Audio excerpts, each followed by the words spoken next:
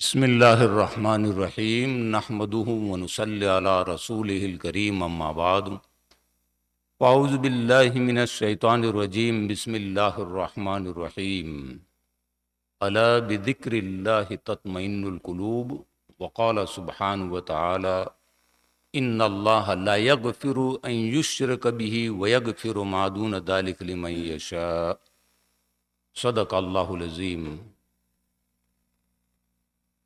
میرے محترم بزرگوں اور دوستو، میں نے آپ کے سامنے کلام پاک کی مختصر سی ایک آیت پڑھی۔ اس آیت کریمہ میں اللہ سبحانہ و تعالی نے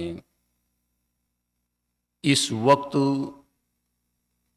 مسلمانوں کو جو پریشانیاں لاحق ہو رہی ہے، مسلمان تو کیا بلکہ پوری انسانیت کو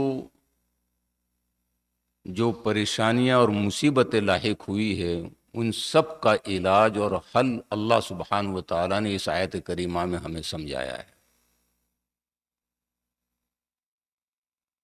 پوری دنیا پر جب نظر ڈالتے ہیں تو شاید کوئی ملک، کوئی جگہ ایسی خالی نہیں جہاں پر مسلمان ہم کو بظاہر پریشان حال نظر آتے ہیں، مار کھاتے نظر آتے ہیں۔ چاروں طرف سے امتی مسلمہ کے اوپر مصیبتوں کا گویا ایک پہاڑ ٹوٹ پڑا ہے، بالخصوص ہمارے اسلامی ممالک کے اندر۔ لیکن اسی کے ساتھ اگر گہری نظر سے دیکھا جائے تو صرف مسلمان نہیں بلکہ پوری انسانیت پریشان حال ہے، اور اسی کا نتیجہ یہ ہے کہ پوری دنیا آج اس وقت ایک چیز کی تلاش کے اندر لگی ہوئی ہے، سکون، اطمینان، کہ انسان کو اپنی زندگی کے اندر سکون اطمینان حاصل ہو، اچھی طریقے سے اپنی زندگی بسر کر رہا ہو۔ تو دنیاوی لحاظ سے وہ اپنے طور پر سکون و اطمینان کی تلاش میں لگے ہوئے ہیں۔ کچھ لوگوں نے سکون و اطمینان کو یہ سمجھا کہ شراب پی لیتے ہیں، یہ لوگ جوا کھیل لیتے ہیں، کلبوں میں جاتے ہیں، اور کچھ لوگوں نے کسی اور چیز کے اندر، پیسوں کے اندر سکون اطمینان کو تلاش کرنا شروع کر دیا۔ لیکن اللہ سبحانہ و تعالیٰ نے جس انسان کو پیدا کیا، اللہ سبحانہ و تعالیٰ نے اسی انسان کو کلام پاک کے اندر سمجھایا کہ سکون و اطمینان یہاں پر آپ کو نہیں ملے گا، بلکہ سکون و اطمینان اللہ تعالیٰ کے ساتھ تعلق پیدا کرنے میں، اللہ تعالیٰ کے ساتھ ذکر کے لگے میں رہنے میں اللہ تعالیٰ سکون اطمینان حاصل کرتے ہیں۔ دنیاوی طور پر میں آپ کو ایک مثال دیتا ہوں کہ ہمارے پڑوس ملک میں امریکہ کے اندر ہارورڈ یونیورسٹی، یہ ہارورڈ یونیورسٹی کے اندر یہ لوگ سکون و اطمینان کی تلاش کے لیے انہوں نے تجربہ کرنا شروع کر دیا۔ اب یہ تجربہ انہوں نے تقریباً 77 ایئرز، 77 سال تک یہ لوگ یہ سکون اطمینان کی تلاش میں لگے رہے، اور اس سکون اطمینان کو تلاش کرنے کے لیے ان لوگوں نے جو ٹیم تیار کی تھی، اس میں سائنٹسٹ بھی ہے، سائیکولوجیکل ڈاکٹر بھی ہے، ماہرین بھی، نفسیات بھی ہے، اور ہر قسم کی سہولتیں ان کو حکومت کی طرف سے مہیا کی گئی تھی کہ آپ یہ تلاش کریں کہ بندہ جو خوش نظر آتا ہے، سکون اطمینان سے نظر آتا ہے، اس کے اوپر آپ تجربہ کر کے دیکھیں، اور کچھ ان لوگوں کو جمع کریں جو ہر وقت پریشان رہتے ہیں۔ ایک لمبا واقعہ ہے۔ اب ظاہری بات ہے کہ 77 ایئرز کی تجربے کو اور ان کی ایکسپیریمنٹ کو میں چند منٹوں میں تو بیان کرنا مشکل ہے۔ میں مختصر طور پر سمجھانے کی کوشش کروں گا کہ اس کے لیے ان لوگوں نے تقریباً 750 وہ لوگ تلاش کیے جو ہمیشہ خوش نظر آتے تھے۔ اب ان کی پوری زندگی کو، یعنی جب سے وہ لوگ بالغ ہوئے اس وقت سے اس کی پوری زندگی کا جائزہ لیتے رہے۔ کئی ٹیمیں انہوں نے اس کے لیے تیار کی تھی، اور ہر ٹیم کا یہ کام تھا کہ ہر کچھ وقت کے بعد اس کے پاس جاتے تھے، اس سے معلوم کرتے تھے کہ اب آپ حالت کیسی ہے، آپ خوش نظر آتے ہیں یا نہیں نظر آتے، کوئی پریشانی تو لاحق نہیں ہوئی۔ اب جن جن لوگوں کے پاس یہ لوگ جاتے تھے، جو تقریباً 750 لوگ تھے، جن کی عمر 77 ایئر سے زیادہ تھی، ان کے ساتھ یہ لوگ ہر اپنے مقررہ وقت پر ان کی ریسرچ کے اندر لگے رہے، اور ان کے ساتھ بڑے بڑے ڈاکٹر بھی ہوتے تھے، ماہر نفسیات بھی ہوتے تھے، سائنٹسٹ بھی ہوتے تھے، اور ایک ہی سوال ان کے پاس کرتے تھے کہ آپ لوگ یہ خوش نظر آتے ہیں، اس کی وجہ ہم تلاش کر رہے ہیں۔ بہت سی دفعہ یہ بھی ہوا کہ ان لوگوں نے غصے میں آ کر یہ کہا کہ بھائی آپ لوگ ہمیں پریشان کرنا چھوڑ دیں، آپ ہماری زندگیوں کے ساتھ کیوں کھلواڑ کر رہے ہیں؟ تو انہوں نے بڑے سکون اطمینان سے سمجھایا کہ بھائی آج پوری دنیا کے اندر آپ دیکھیں گے تو ہر انسان پریشان حال نظر آتا ہے، شاید کوئی بھی انسان آپ کو ایسا نہیں ملے گا جو یہ کہے کہ مجھے کوئی غم و پریشانی نہیں ہے۔ آلموسٹ اٹ از امپاسبل، الا وہ لوگ جن کا تعلق اللہ تعالیٰ کے ساتھ ہے، ظاہر میں ان کو بھی پریشانیاں تو ضرور نظر آئے گی آپ کو، اور لیکن چونکہ ان کا تعلق اللہ تعالیٰ کی ذات ہے اور اللہ تعالیٰ کی ذات کے اوپر ان کو پورا یقین ہے، تو ظاہری طور پر ان کو پریشانی نظر آتی ہے، لیکن اندر دل کے اندر ان کو پورا سکون اطمینان حاصل ہوتا ہے۔ یہ دونوں کے درمیان فرق ہے، اور یہی فرق مسلمان اور غیر مسلم کے درمیان میں ہونا چاہیے۔ چنانچہ ان لوگوں نے ایک چیز جو کامن پائی، اب اسی چیز کو میں حدیث شریف کی روشنی میں آپ کو سمجھاؤں گا۔ 750 لوگوں کی پوری زندگی کا نچوڑ نکالنے کے لیے ان کو 77 ایئر 77 سال لگے کہ یہ سکون اطمینان اور خوشی کی زندگی کیسے بسر کر رہے ہیں۔ تو انہوں نے صرف دو چیزیں بتائے انہوں نے، ایک تو یہ کہ ہم لوگ اپنے رشتہ داروں کے ساتھ اچھا سلوک کرتے ہیں، اور سب سے اول نمبر اپنے ماں باپ کے ساتھ اچھا سلوک کرتے ہیں، اس کے بعد بھائی بہن ہے، اپنے ماموں ہے، رشتہ دار، یہ سارے رشتہ دار کی بات کر رہا ہوں کہ اپنے رشتہ داروں کے ساتھ ہم اچھا سلوک کرتے ہیں، ان کے ساتھ پیار محبت رکھتے رہتے ہیں اور ان کا خیال کرتے ہیں، یہ اور وقتاً فوقتاً ہم لوگ ان کے اوپر صدقہ خیرات بھی کرتے رہتے ہیں۔ اب میں آپ کو اسی بات کو، کہ جس بات کو سمجھنے کے لیے اتنی ترقی کرنے کے باوجود ان کو 77 ایئرس لگے، نبی کریم صلی اللہ علیہ وسلم نے مختصر سی چھوٹی سی حدیث کے اندر، مختصر حدیث کے اندر 1450 سال پہلے اس بات کو نبی کریم صلی اللہ علیہ وسلم نے سمجھا دیا تھا۔ آپ صلی اللہ علیہ وسلم نے فرمایا، حدیث شریف کا مفہوم ہے، جو یہ چاہتا ہو کہ اس کی عمر دراز ہو، یعنی اس کی عمر کے اندر برکت ہو اور اس کے رزق میں برکت ہو اور وہ خوشحال رہے، فَلْيَصِلْ رَحِمَهُ، تو اس کو چاہیے کہ اپنے رشتہ داروں کے ساتھ صلہ رحمی کرے۔ اب اندازہ لگاؤ کہ ایک بات جو نبی کریم صلی اللہ علیہ وسلم 1450 سال پہلے سمجھا چکے، اور مختصر سی حدیث کے اندر اس کو سمجھا دیا کہ خوشحال رہنے کے لیے، اچھی زندگی بسر کرنے کے لیے مجھے اور آپ کو صلہ رحمی کرنا چاہیے۔ اس سے معلوم ہوتا ہے کہ ہم مسلمانوں کو نبی کریم صلی اللہ علیہ وسلم کی ذات حدیث، آپ صلی اللہ علیہ وسلم کی حدیث مبارک پر وہ یقین نہیں رہا جو پہلے صحابہ کو تھا، تو ہمارے ایمان کی گویا ایک قسم کی کمزوری ہوئی۔ سب سے بڑا مسئلہ یہی ہے کہ ہمیں آپ صلی اللہ علیہ وسلم کے بتائے ہوئے طریقے پر پکا یقین ہونا چاہیے۔ اللہ تعالیٰ نے جو کلام پاک کے اندر جو بات بیان فرما دی وہ یقینی، 100% یقینی، اور انسان کی کامیابی اسی کے اندر نظر آئے گی۔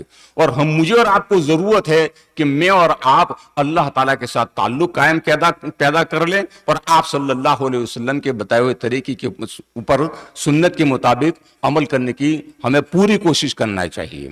جب تک انسان کے دل کے اندر اللہ کا خوف ہے تو گناہ کرنے سے پہلے وہ سوچے گا۔ ہم صحابہ کی زندگی کو دیکھتے ہیں، تابعین کی زندگی کو دیکھتے ہیں، انہوں نے جو دنیاوی طور پر بھی کامیابیاں حاصل کی، آخرت میں تو الحمدللہ کامیاب رہے، دنیاوی طور پر بھی آپ کو جو ان کو کامیابی نظر آئی، اس میں آپ دیکھیں گے ایک چیز ہے، وہ اللہ تعالیٰ کا خوف۔ فتوح البلدان میں منذری نے، ابن منذری رحمت اللہ علیہ نے محمد بن قاسم جس نے سب سے پہلے ہندوستان کے اوپر سندھ کے اوپر حملہ کیا تھا، اس وقت تو اس کی عمر 21 سال سے بھی کم تھی، لیکن وہ مسلمانوں کے لشکر کا چیف کمانڈر تھا۔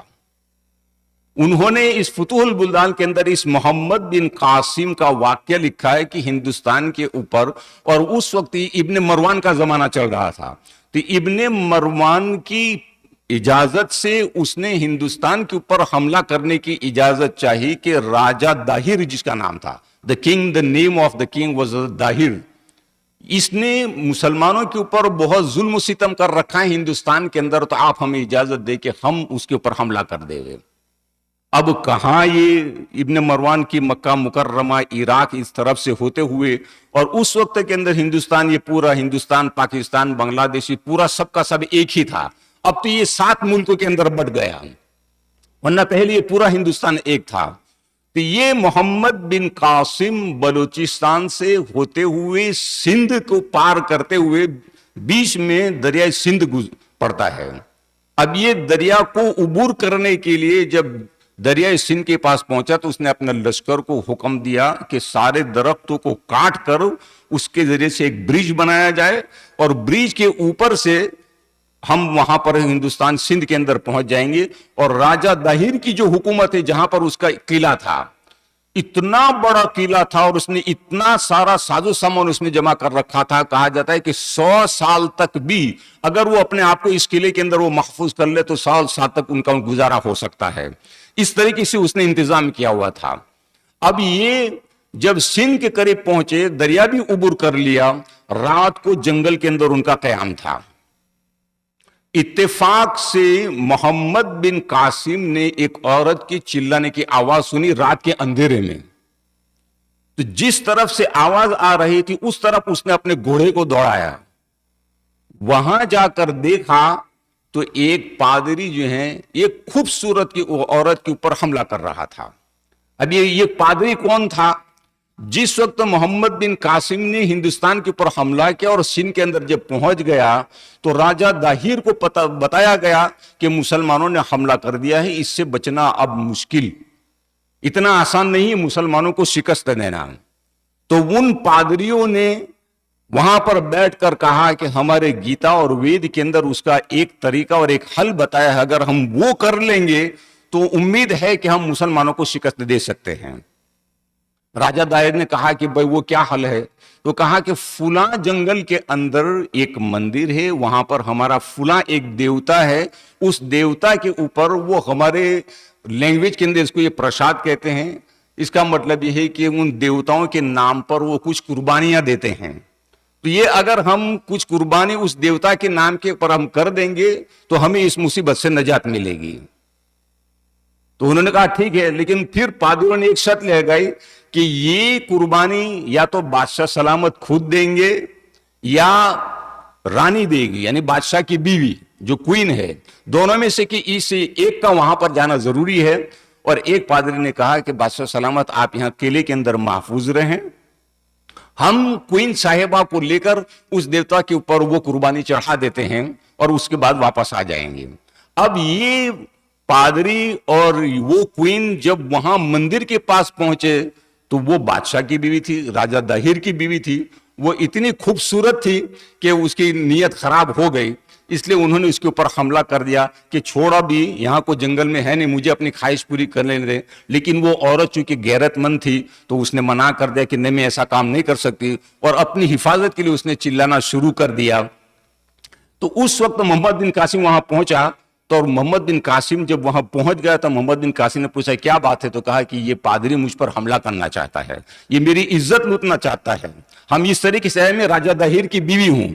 اب اس کو کوئین کو معلوم نہیں کہ یہ وہی محمد بن قاسم ہے جس نے ہندوستان کے اوپر حملہ کر دیا ہے اور چیف کمانڈر ہے۔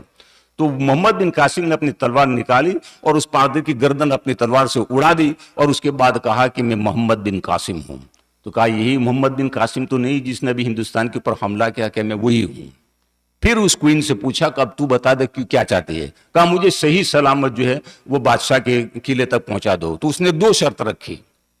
ایک شرط یہ کہ پہلے اپنے پیروں سے پازیب نکال دے، وہ جو اس نے جویلری پہنی تھی اس کی آواز آتی ہے، اس سے بھی انسان کے دل کے اندر خواہش پیدا ہوتی ہے۔ دوسری شرط یہ رکھی کہ میں آگے چلوں گا، تم پیچھے سے مجھے رہنمائی کرتے رہنا، لیفٹ رائٹ مجھے بتاتے رہنا۔ اب یہ دونوں چلتے رہے پورے راستے میں، اتنی خوبصورت عورت کے اوپر اس نے اللہ کا خوف کھاتے ہوئے اس نے غلط کام نہیں کیا، اور اس بادشاہ کی بیوی کو یعنی راجہ داہیر کی بیوی کو اس نے قلعے تک پہنچایا، لیکن جاتے جاتے اس کوئین نے یہ کہا کہ بیٹا جس انسان کی یہ فرشتہ صفت انسان ہو وہ لوگ کبھی ہار نہیں سکتے، میں 3 دن تک بادشاہ کو سمجھاؤں گی، اگر وہ بات کو مان جاتا ہے تو ٹھیک ہے، نہیں تو پھر یہ دریائے سندھ کی طرف جو میرے قلعے کی کھڑکی اس کو میں کھلا رکھوں گی، اس کے اندر سے تم اندر آ جانا اور اس کی گردن اڑا دینا تم۔ چنانچہ یہی ہوا کہ 3 دن تک اس کے پیر پکڑ کر وہ سمجھاتی رہی محمد بن قاسم کو کہ آپ وہ راجہ داہر کو سمجھاتی رہی کہ آپ مان جائیں، سرنڈر ہو جائیں، قبول کر لیں، لیکن وہ نہیں مانا۔ تو پھر بیوی نے وہ کھڑکی کھول دی اور وہ محمد بن قاسم اپنے کمانڈوز کے ساتھ سیدھا قلعے کے اندر گھس گیا اور راجہ داہر کی گردن کو اڑا دیا، اور اس کا جو جھنڈا لہرایا تھا جس کے اوپر وہ اتنا بلند تھا کہ تیر سے بھی نہیں اٹھا سکتے تھے، لیکن محمد بن قاسم خود اس کے اوپر چڑھ گیا اور وہاں پر اسلام کا پرچم لہرایا۔ لیکن اس پورے واقعے کے اندر اگر ایک چیز کے اوپر آپ نظر کریں گے، اللہ کا خوف، وہ چاہتا تو جنگل میں اس کے ساتھ مزے کر سکتا تھا، اب 21 سال کا نوجوان آدمی اللہ کا اتنا خوف کرتا ہے کہ جنگل کے اندھیرے میں بھی کبھی وہ غلط کام نہیں کرتا۔ یہی چیز ہمیں مجھے اور آپ کو پیدا کرنے کی ضرورت ہے کہ ہم اللہ تعالیٰ کا خوف ہر وقت اپنے دل کے اندر رکھیں اور نبی کریم صلی اللہ علیہ وسلم کے بتائے ہوئے سنت طریقے کے مطابق چلنے کی ہم لوگ کوشش کریں۔ اس دنیا میں بھی کامیاب رہیں گے اور انشاءاللہ العزیز آخرت کے اندر بھی ہم لوگ کامیاب رہیں گے۔ میرے آنے کا، میں کیمبرج مسلم سوسائٹی کیمبرج سے آیا ہوں، وہیں پر میں تقریباً 35 سال سے وہیں پر امامت کی ذمہ داری میرے ذمہ ہے۔ ہم لوگ یہ جگہ جو ہیں one of the oldest organisation in the Canada, 1972 کے پہلے سے یہ آرگنائزیشن چل رہی ہے۔ ہم لوگوں نے ہمیں اس وقت کچھ زمین خریدی ہے، یہ and of this month, before the end of this month still we have to pay the $300,000. We purchased this land for $1.5 million. So far alhamdulillah we have collected the 1.2 million, but still there is a shortage of the $300,000. So I humbly request to all the Muslim brothers who are here in such a big masjid, آپ لوگ دل سے ہمارا تعاون کریں، ہمارے پاس وقت بہت کم ہے، کچھ بھی آپ دے جائے اللہ تعالیٰ کی ذات کے اوپر بھروسہ کرتے ہوئے، یقین کرتے ہوئے، جو بھی اللہ کے نام پر آپ دیں گے انشاءاللہ وہ کبھی بھی رائے گا نہیں جائے گا میرے گا۔ بہت سے لوگوں کو یہ شکایت بھی ہوتی ہے کہ بھائی کڑکی چل رہی ہے، پریشانیاں ہے، اکانومی ڈاؤن ہے، اس کا حل یہی ہے کہ آپ اللہ تعالیٰ کے نام پر نکالنا شروع کر دیں۔ وقت چونکہ مجھے اجازت نہیں دیتا کہ میں آپ کو واقعہ سناؤں اس بات کے اوپر کہ یقین کے ساتھ اگر ہم اللہ کے نام پر دیں گے تو اللہ کے ذات سے پوری امید ہے کہ اللہ تعالیٰ ہماری ان پریشانیوں کو بھی دور فرمائیں گے۔ اور اخیر میں ہمارے استاد کا، یہ میرے شیخ بھی ہے، امام صاحب حضرت مولانا قاسم صاحب دامت برکاتہم، یہ جو کچھ میں آپ کے سامنے بول رہا ہوں یہ انہی کی تربیت کا نتیجہ ہے، انہی سے ہم لوگوں نے سکھا ہے، یہ ہمارے بڑے ہیں، میں ان کا بہت شکر گزار ہوں کہ ہم جیسے چھوٹے انسان کو اپنی مسجد کے اندر یہ موقع دیتے ہیں۔ اللہ تعالیٰ ہمارے حضرت کے سائے کو بھی تعدیر عافیت کے ساتھ قائم رکھے اور مجھے اور آپ کو ان سے زیادہ فائدہ حاصل کرنے کی اللہ تعالیٰ توفیق نصیب عطا فرمائے۔ میں آپ سے دردمندانہ اپیل کرتا ہوں کہ بھائیو آپ سے جو بھی ہو سکے ہمارے اس مسجد کو آپ تعاون کریں، انشاءاللہ بہت زیادہ اللہ تعالیٰ آپ کو برکت نصیب عطا فرمائیں گے۔ وآخر دعوانا الحمدللہ رب العالمین۔ ان الحمد لله الذي فرض على عباده الفرائض، فاشهد ان لا اله الا الله وحده لا شريك له، عالم بالظواهر والسرائر، ثم نشهد ان سيدنا محمدا عبده ورسوله المبعوث بالشعائر والبصائر، صلى الله عليه وعلى آله وأصحابه أولي الضمائر والنظائر، أما بعد فيا معاشر المسلمين، أوصيكم ونفسي أولا بتقوى الله عز وجل والتمسك بالسنة. عباد الله، قال النبي صلى الله عليه وسلم: اتق المحارم تكن أعبد الناس. عباد الله، فلو بحثنا في المسلمين عن أولئك الذين يقومون بأداء ما يجب عليهم من الفرائض والواجبات وترك المعاصي والمنكرات لوجدنا أكثرهم لا يبالون في أدائها ويقصرون في أداء حقوق العباد. فطوبى لمن جمع بين أداء حقوق الله وحقوق عباده، فبعضهم يحافظون على الصلوات الخمس ولكن أكثرهم يقصرون في أدائها مع الجماعة في المساجد، فلا يهتم بذلك إلا قليل. وبعض من السعداء يجتنبون الكبائر إلا الصغائر واللمم، ثم يستغفرون الله تعالى، فلهم السلوى في قوله تعالى: إن الحسنات يذهبن السيئات. وقال تعالى: إن تجتنبوا كبائر ما تنهون عنه نكفر عنكم سيئاتكم وندخلكم مدخلا كريما. فطوبى لمن ترك الكبائر والصغائر معا، فأولئك هم الصادقون السابقون المقربون. فيكفي في فضلهم قوله تعالى: وسقاهم ربهم شرابا طهورا. أخبر سبحانه عن هؤلاء الثلاث في قوله: فمنهم ظالم لنفسه ومنهم مقتصد ومنهم سابق بالخيرات بإذن الله. اللهم اجعلنا من السابقين إلى الخيرات، آمين. نعم، هذا من حقوق الله أمة الإسلام. وأما أبواب حقوق العباد فواسعة، فعلى سبيل المثال كما قال النبي المصطفى صلى الله عليه وسلم: حق المسلم على المسلم 5: ورد السلام، وعيادة المريض، واتباع الجنائز، وإجابة الدعوة، وتشميت العاطس. اللهم جنبنا الفواحش وسوء الفتن ما ظهر منها وما بطن، يوم تجد كل نفس ما عملت من خير محضرا وما عملت من سوء. أقول قولي هذا وأستغفر الله لي ولكم ولسائر المسلمين من كل ذنب وخطيئة، فاستغفروه إنه هو الغفور الرحيم.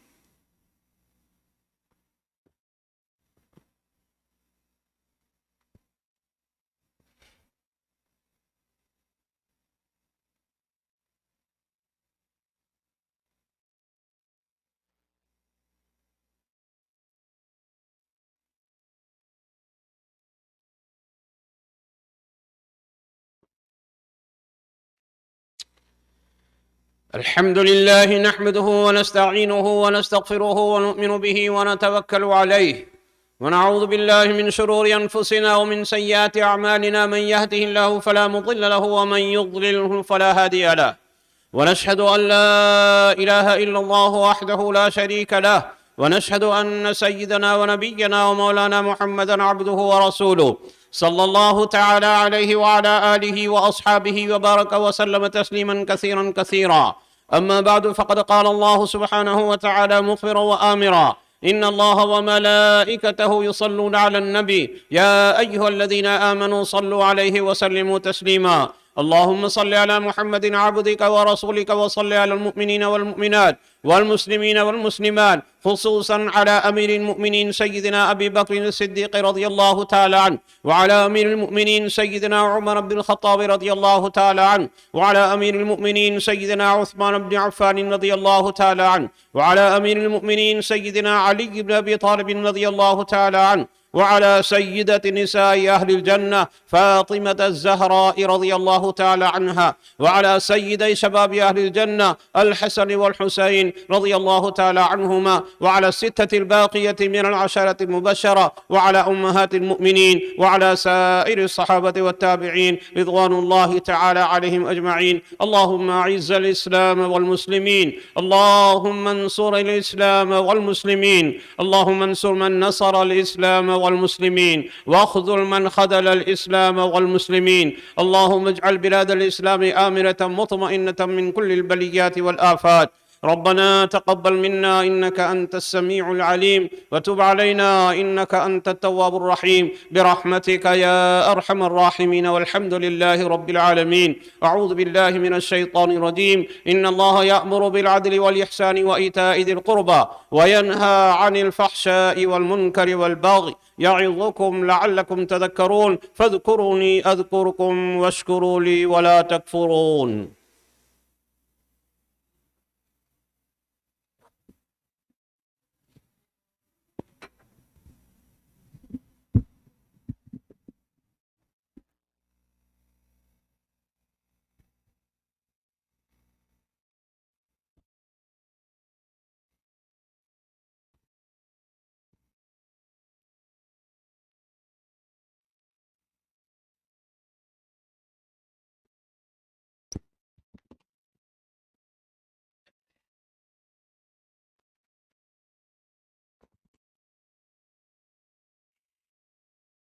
الله أكبر الله أكبر الله أكبر الله أكبر. أشهد أن لا إله إلا الله. أشهد أن لا إله إلا الله. أشهد أن محمدا رسول الله. أشهد أن محمدا رسول الله. حي على الصلاة حي على الصلاة حي على الفلاح حي على الفلاح. قد قامت الصلاة قد قامت الصلاة. الله أكبر الله أكبر لا إله إلا الله. الله أكبر.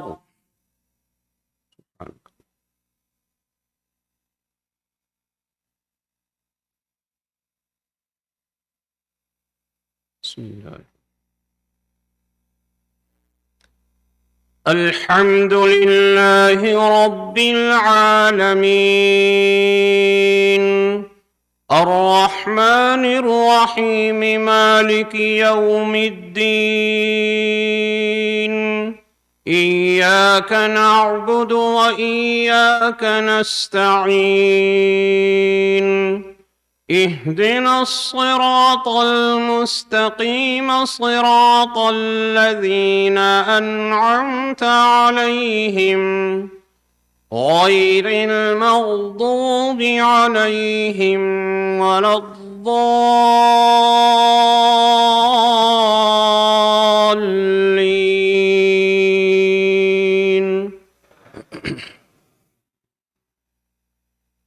إن الله اشترى من المؤمنين أنفسهم وأموالهم بأن لهم الجنة يقاتلون في سبيل الله فيقتلون ويقتلون وعدا عليه حقا في التوراة والإنجيل والقرآن ومن أوفى بعهده من الله فاستبشروا ببيعكم الذي بايعتم به وذلك هو الفوز العظيم. التائبون العابدون الحامدون السائحون الراكعون الساجدون الآمرون بالمعروف والناهون عن المنكر المنكر والحافظون لحدود الله وبشر المؤمنين. ما كان للنبي والذين آمنوا أن يستغفروا للمشركين ولو كانوا أولي قربى من بعد ما تبين لهم أنهم أصحاب الجحيم. الله أكبر.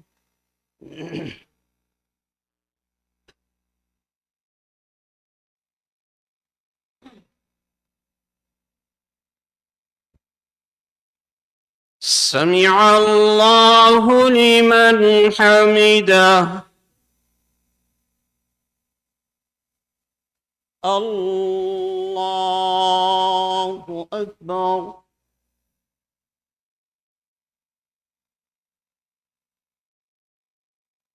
سبحان ربي. الله أكبر. الله أكبر.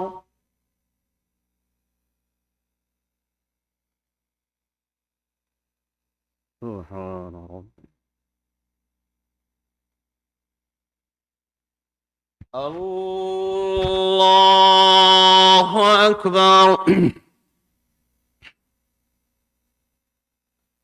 الحمد لله رب العالمين الرحمن الرحيم مالك يوم الدين. إياك نعبد وإياك نستعين.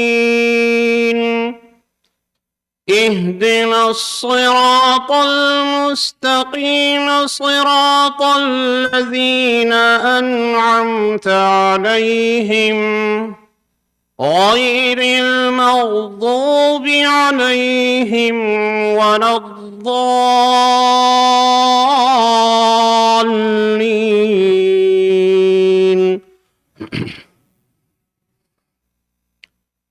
وما كان استغفار إبراهيم لأبيه إلا عن موعدة وعدها إياه فلما تبين له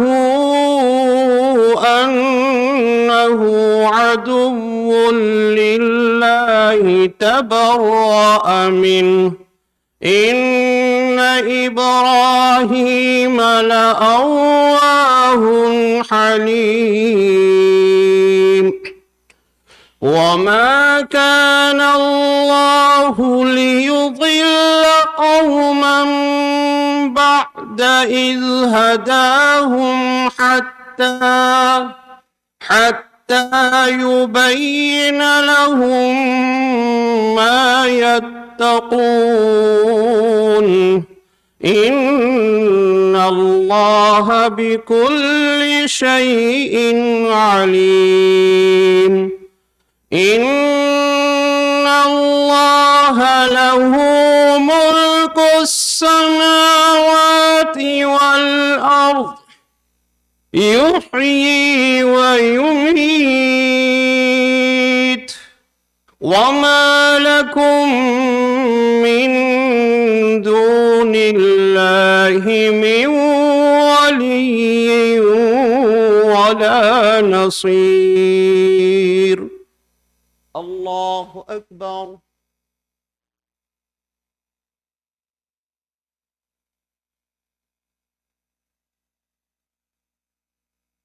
سبحان الله.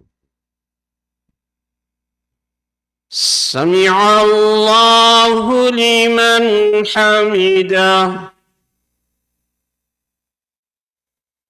الله أكبر.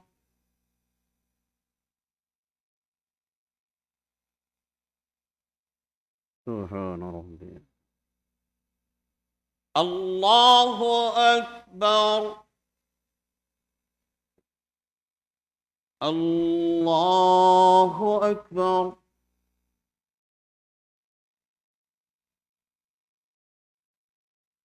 سبحان ربي. الله أكبر. تحية. السلام عليكم.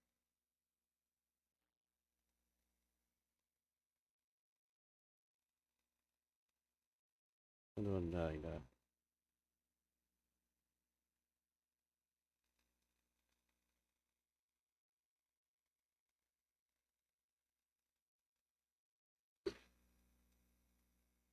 اللهم بارك.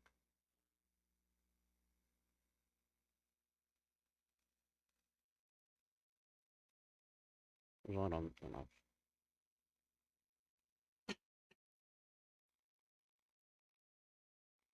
وارحم. السلام عليكم ورحمة الله. السلام عليكم ورحمة الله. استغفر الله. لا إله. بسم الله الرحمن الرحيم. الحمد لله رب العالمين والعاقبة للمتقين والصلاة والسلام على رسوله سيدنا محمد وآله وأصحابه أجمعين. ربنا ظلمنا أنفسنا وإن لم تغفر لنا وترحمنا لنكونن من الخاسرين. ربنا لا تزغ قلوبنا بعد إذ هديتنا وهب لنا من لدنك رحمة إنك أنت الوهاب. وربنا اغفر لنا ولإخواننا الذين سبقونا بالإيمان ولا تجعل في قلوبنا غلا للذين آمنوا ربنا إنك رؤوف رحيم. وربنا فاغفر لنا ذنوبنا وكفر عنا سيئاتنا وتوفنا مع الأبرار. اللهم وفقنا لما تحب وترضى واجعل آخرتنا خيرا من الأولى.